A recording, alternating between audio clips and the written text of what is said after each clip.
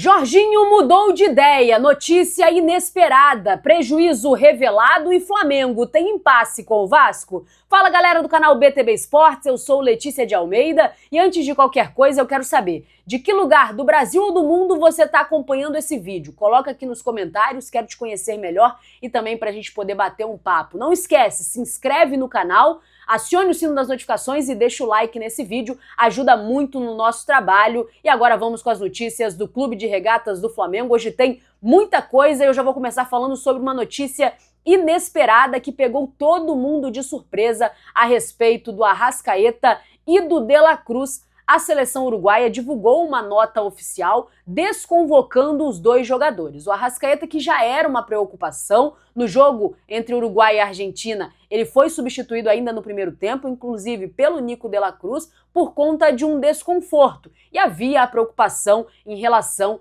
ao camisa 10 do Mengão, mas o Arrascaeta, ele com problemas, com dores, ele foi desconvocado. E o De La Cruz, por que foi desconvocado? E a informação é, De La Cruz não tem nenhum problema físico, não se queixou de dores, não teve nenhum problema muscular, nada disso. Uma opção do técnico Bielsa de desconvocar o De La Cruz e, portanto, os dois jogadores não seguem com a seleção uruguaia e não vão disputar a próxima partida da data FIFA. A informação é, De La Cruz não vai continuar com a seleção por uma opção do técnico. Lembrando que o jogo vai acontecer na altitude, seria de fato desgastante. O Bielsa resolveu então convocar um outro jogador e o De La Cruz mandado de volta para o Rio de Janeiro sem nenhum problema físico e o Arrascaeta sentindo dores, por isso foi desconvocado. Mudando de assunto, agora eu vou falar sobre Campeonato Brasileiro e o impasse entre o Flamengo e o Vasco. Que impasse é esse?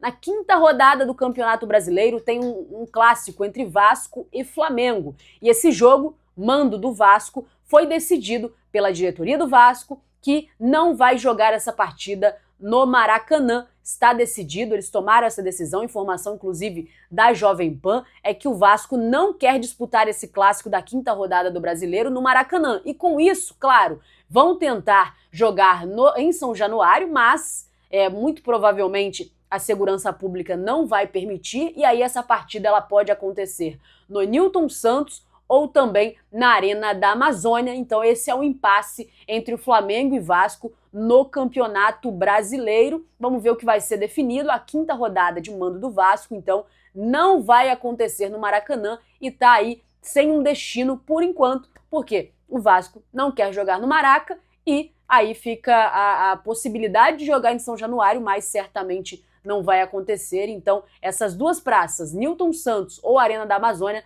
deve ser o destino para esse jogo da quinta rodada do Brasileiro. O Brasileirão, que dito pelo próprio BAP, presidente do Flamengo, é a prioridade do Mengão nesta temporada. Definiu como prioridade o presidente a conquista do Campeonato Brasileiro, até na reunião que aconteceu com o Conselho Deliberativo, essa decisão foi oficializada que o Flamengo vai priorizar a conquista do Campeonato Brasileiro, vai trabalhar a temporada com as outras competições, obviamente, mas priorizando, colocando como o principal objetivo a conquista do Brasileirão. Ainda falando sobre essa reunião que aconteceu entre o presidente do Flamengo e o Conselho Deliberativo, nessa reunião foi revelado um prejuízo de 56 milhões de reais do Flamengo. Prejuízo esse por conta de dívidas de inadimplência que não foram cobradas pelo Flamengo até o final da última gestão. A informação que o BAP ele passou a respeito disso, nessa reunião que aconteceu na sexta-feira, é que o Flamengo, o BAP disse o seguinte, encontrou inadimplência de 56 milhões sem cobrança no Flamengo. Quais são essas cobranças, essas dívidas que o Flamengo não fez a cobrança e por isso tá aí com esse problema, né? Tá aí com esse desfalque no caixa, né? Qual seria? André Luiz, que foi vendido para o Estrela Amadora e revendido ao Rio Ave, e esses times devem ao Flamengo 1,2 milhão de euros de dívida. O Thiago Maia, que tem a dívida com o Internacional, 4 milhões de euros é a dívida. O Verton, que foi vendido ao Leixões, 1 milhão de euros de dívida. Gabriel Noga, também ao Leixões, por 100 mil euros de dívida. E também Igor Jesus ao Estrela Amadora. Ele foi depois revendido ao Los Angeles e tem 3,6 milhões de euros de dívida. todas essas que o Flamengo não cobrou, somando isso tudo, 56 milhões de reais de prejuízo do Flamengo que foi revelado, então, nessa reunião que aconteceu entre o presidente do Flamengo e o Conselho Deliberativo. Agora, o próprio presidente falou que essas dívidas serão cobradas e que o Flamengo não vai fazer negócios dessa forma, tendo aí prejuízo e acabando aí não recebendo os valores acordados. Vai ser feito de uma forma muito mais severa nessas negociações para que não haja margem para acontecer esse tipo de coisa. Mudando de assunto, vou falar agora sobre uma situação envolvendo o Jorginho. Mais uma vez vamos falar sobre o Jorginho, porque o Jorginho mudou de ideia em relação ao Flamengo. Qual foi essa mudança? Que mudança de ideia que aconteceu? Então, o Jorginho havia a possibilidade dele ir ao Ninho do Urubu. Já tinha sido, inclusive, noticiado que o jogador ia conhecer as instalações do Ninho do Urubu, apesar de só estar no Rio de Janeiro por conta de estar de férias e aí esse período da data FIFA. Estava definido, o jogador ia para o Ninho do Urubu, porém, ele voltou atrás, mudou de ideia e não vai mais ao centro de treinamento do Flamengo. Por quê? Porque o jogador tem contrato com o Arsenal e ele entendeu que caso ele fosse ao Ninho do Urubu, isso poderia, em algum momento, acabar prejudicando a negociação. O Arsenal poderia ficar incomodado com essa atitude, já que ele é um jogador atualmente do Arsenal e ele ir para o centro de treinamento do Flamengo poderia cair como uma indisposição entre os dois clubes e poderia acabar prejudicando na negociação que vem sendo feita para que o jogador acerte aí um pré-contrato e venha para o Flamengo na próxima janela de transferências. Então, por causa disso, para não prejudicar ou para não causar um possível problema entre os dois clubes, o Jorginho, apesar de estar no Rio de Janeiro, querer, e já ter dito que iria ao Ninho do Urubu, ele voltou atrás e não vai mais ir ao CT do Flamengo. Uma nova mudança também de ideia do Jorginho em relação ao tempo que ele vai ficar no Rio de Janeiro. O jogador vai ficar alguns dias a mais daquilo que estava previsto inicialmente na viagem. Isso pode ser um ponto positivo, já que ele aguarda uma resposta positiva da sua esposa em relação ao Rio de Janeiro. E talvez ficar aqui mais dias pode ser uma resposta de que ela está adaptada, está gostando da cidade. Acredito que aumentando os dias aqui pode ser uma resposta em relação a isso, de que ela gostou do lugar. Eles têm mostrado aí nas suas redes sociais bastante alegria em conhecer lugares, em ir nas praias do Rio de Janeiro. Então, aparentemente, adaptados e felizes no Rio de Janeiro e vão agora passar mais tempo na cidade maravilhosa. Vamos ver se isso vai ter influência direta na contratação do jogador já na próxima janela, quando ele voltar também para a Inglaterra, na sequência aí desse período até chegar à próxima janela de transferência. Mais uma atualização sobre o Jorginho é que o jogador e a sua esposa eles se reuniram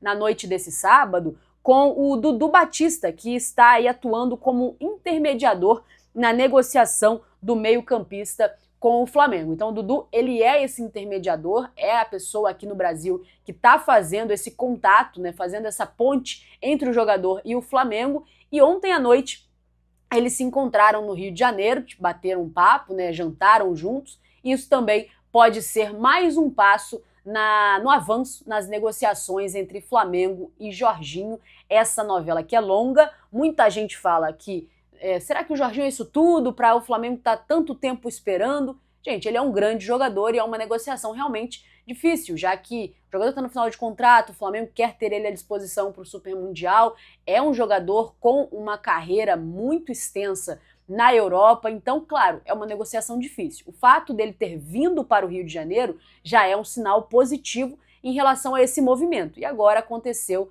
esse jantar, esse encontro entre ele e o intermediador que está aí fazendo essa ponte na negociação.